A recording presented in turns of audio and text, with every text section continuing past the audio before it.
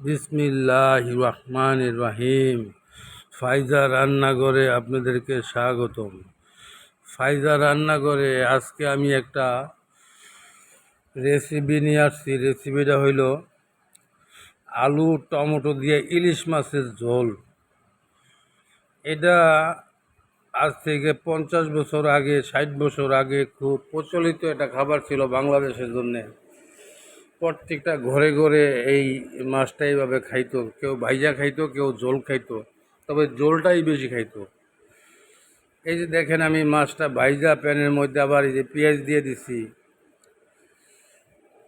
এই দেশি পাকটা সবাই পারেন, এটা একদম মানে সহজ একটা পাক। বিশেষ করে গ্রাম অঞ্চলের মা বোনরা এটা খুব সুন্দর করে পাকায়। এটার মধ্যে আপনার অনেক অনেক মশলা দেওয়াও লাগে না। এই দেখেন আমি অল্প আদা রসুন দিছি, একদম সামান্য, মানে তেমন একটা না আর কি। কারণ অনেক সময় মশলার কারণে ইলিশ মাছের ফ্লেভার নষ্ট হয়ে যায়, ইলিশ মাছের যে অরিজিনাল গ্রানটা চলে যায়। যার কারণে ইলিশ মাছ পাকাইতে গেলে মশলার দিকে অত গুরুত্ব দেওয়া যাব না। এই যে পরিমাণ মতো নুন দিয়ে দিছি, আর আমি একটু ধইনা দিয়ে দিছি, একটু হলুদ, একটু মরিচ দেবো। এই যে দেখেন হলুদ দিছি, এই যে অল্প একটু মরিচ দিছি, আর কিছু দেবো না। এই যে দেখেন, হ্যাঁ, ফিনিশিংয়ে আমি নামানোর সময় সবসময় একটু এই জাতীয় পাকে মুখে স্বাদ লাগার জন্য ওই যে গোলমরিচ ভাইজা অল্প একটু ছিটিয়ে দিই, যাতে স্বাদটা একদম মাছের ভিতর পর্যন্ত ঢুকে যায়। হ্যাঁ, কিন্তু জিরা আবার স্বাদ নষ্ট করে ফেলায় ইলিশ মাছের। এই জন্যে ভাই আপনাদের কাছে দোয়া করি, দোয়া চাই, মাপ করি, মাপ চাই। দুনিয়া ক্ষণস্থায়ী, আখেরাত চিরস্থায়ী।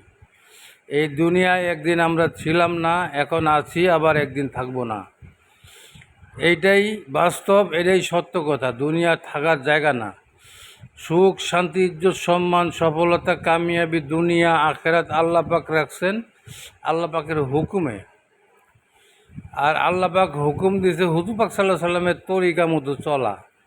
হুজুর পাক সাল্লাহ সাল্লাম যেভাবে চলছে, যেভাবে বলছে, মুআমালাত, মুআশারাত, আখলাক, আচার ব্যবহার, মানুষের সাথে ভালো করা, লেনদেন ভালো করা, কথাবার্তি ভদ্রভাবে বলা, নজর হেফাজত করা, হ্যাঁ, বলে এগুলার কারণে যদি আমগো চিন্তা চেতনা, হ্যাঁ, আমরা ঠিক রাখি।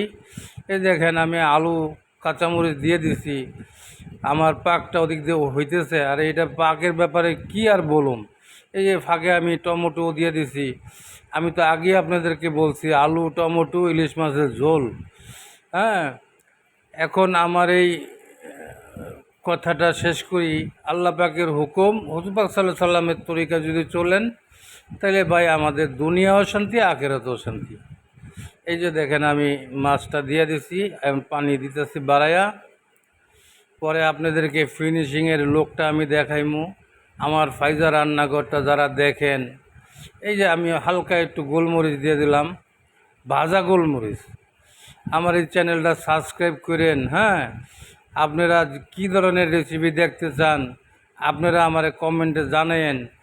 আমি ইনশাল্লাহ চেষ্টা করবো আপনাদের, হ্যাঁ, মানে প্রত্যেকটা কমেন্টে আমি রিপ্লাই দেওয়ার চেষ্টা করি এবং করবো। আর আপনারা ফেসবুক পেজে যদি ফাইজা রান্নাঘর দেখেন, ওই জায়গায় ফলো দিয়েন, লাইক দিয়েন।